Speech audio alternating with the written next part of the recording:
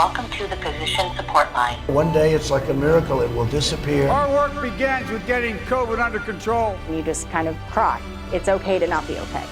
She had always wanted to be a physician. It was in her heart and in her soul. 2020 has been the worst of years. This has also been the best of years. They give us purpose.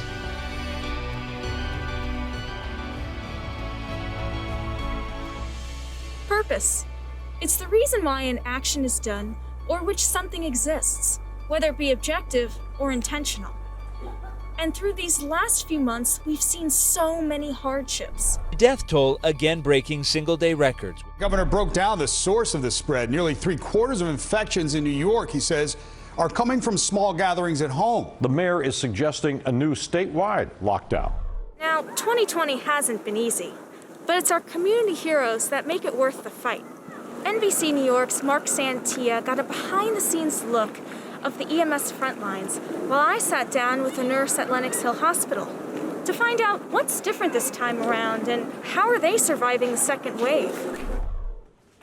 Chapter 1: Surviving the Second Wave. For the last 8 months, What's up, Nick? every single workday Morning, Junior. has started the exact same way for AJ Briones. AJ Briones is a captain with Empress EMS. 97, you got a call? No. Fever? Nope. Your shortness of breath? Nope. Patient's endotracheal tube was not in the correct place, so the air exchange that we wanted to be happening wasn't appropriate. So we had to advance the tube past. My name is Erin Smith. I'm a nurse manager at Lenox Hill Hospital, and I've been here for 9 years. The last few months have been a whirlwind. In March and April, we really didn't know what we were getting into. There was a point in time where I can't even count the amount of deaths that I had in a short period of time. Much more so than I've ever had in almost a decade as a nurse. I haven't had that much. And when people are on your unit for an extended amount of time, when it's more than a couple of days, you get to know them whether or not they're awake, and you get to know their families, and you see their photos, and you learn about their lives, and it becomes hard when you just continually feel that and see that. The amount of death that anybody in the first responder community or in the medical community saw was nothing we could have ever imagined. I think we were getting around 400 or 500 calls at some points. Almost every patient was COVID. It was astronomical. We did 3 months worth of intubations in a 3-day period. We did a month's worth of cardiac arrests in, I think, a 24 or 48-hour period. A month worth of death in such a short time frame. The look and the feel of when you're taking somebody out of their home, knowing that that's most likely the last time that family was ever going to see them until their funeral.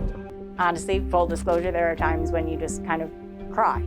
I cry sometimes coming into work in the morning, but not in a terrible way like that I can't function. It's a cathartic release.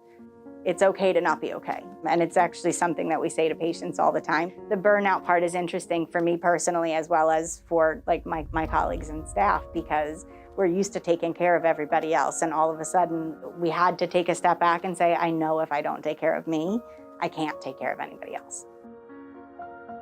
To me, it feels a lot different. You see most people wearing masks, most people understanding that if everybody does their little part, we can stop this. And that's refreshing. We know better how to treat the patients while we don't have a cure. We know what helps, what doesn't, and what we should be looking for. All right, one more. We're seeing the treatments, we're seeing the vaccines, we're seeing everything that we didn't have in March and April. We're most certainly better prepared this time around, but we also know what we might be in for. But we know when to do things now. And we make the decision that is based on COVID as opposed to any information that we had in the past about how we treated pneumonias or how we treated acute respiratory distress syndrome. But at the same time, there is an underlying, it's a little hard to go to sleep at night when you're worried about what you might come into the next day. Empress EMS, address of the emergency. We saw information sharing in the EMS community that we've never seen before. The camaraderie that you built when we were all standing side by side, fighting something that we couldn't see, fighting something we didn't know about. We talked to each other. We're all in this together. And it's more than just a phrase to the members of the first responder community. We have something called Team Lavender, team caring for the caregiver. Things happen and we kind of sit and we debrief them clinically. And how could we have changed X, Y, or Z, but kind of then also taking a step back and going, but how are you? And I had a conversation back and forth about a patient who was discharged yesterday with 4 different nurses. For us to be talking about this guy who did well, that sustains us. Like to be able to say, oh my God, after 38 days, he walked out of here. That is how we get through for right now.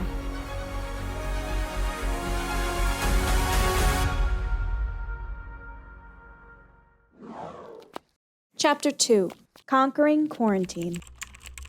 Whether you're working from home or in office, COVID-19 has spread a mental health crisis stretched across the world.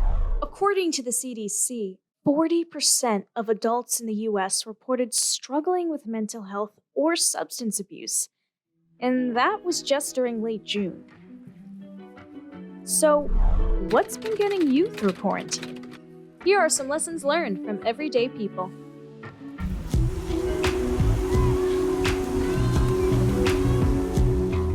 Surfing demands a kind of total presence and being in the moment. And so part of the emotional release is being taken away from all the issues that maybe plague you. During COVID, being in the water is sort of the perfect socially distanced sport. It's one place where you can feel safe. Music is life, music is joy, music is happiness. It's a very hard time. People are dying, people are hurting. And just to hear the music, because music, it brings a different element to life, because you never would expect life to be like this right now.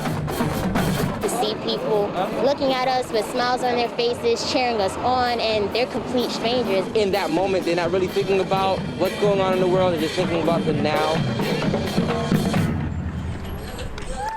I want to capture the moments that we all experience, put my mark on it. Even though our world is physically smaller, in a way it's bigger because we're all sharing the same experiences. I felt really good. I felt like I was back. Being out in nature, it is very meditative, and it's sort of me time because you get to untether from all of the responsibilities in the house, but we're also really keeping that heart rate up and moving quickly. I've been hiking for a little over 5 years, but it's actually become more important to me, and now it's more about camaraderie and seeing people and having an opportunity to engage. Chapter 3, Random Acts of Kindness. You know what else has been uplifting to see? People turning their struggles or limitations into signs of hope. And that comes from the random acts of kindness, no matter how large or small. 3, 2, 1! Hallelujah! Hallelujah! Hallelujah! Hallelujah! We're here with the members of the Metropolitan Opera Chorus. We're singing 3 holiday songs for New York as a gift. We came up with this idea that pop-ups were a really great way to bring joy back into the city and support our artists. To represent 2 cultural institutions that are struggling right now with this pandemic. It's really uplifting, and I think the message that New York is back is important. We just want to remind everybody that we're not only not dead, we're here, and we all want an even better New York on the other side.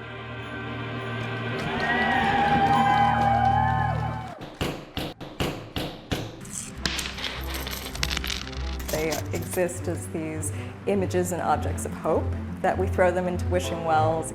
The body was already so fragile, so when the pandemic hit, all of the cracks in the system became more apparent. I hope that they circulate for a very long time, and so they become a kind of mark of this moment. Now, even with the vaccine, we're not out of the woods just yet. But it's important to remember those silver linings and what we've learned throughout these unknowns. No matter if you're in a city or a small town, here's to you, moving forward in the time of COVID.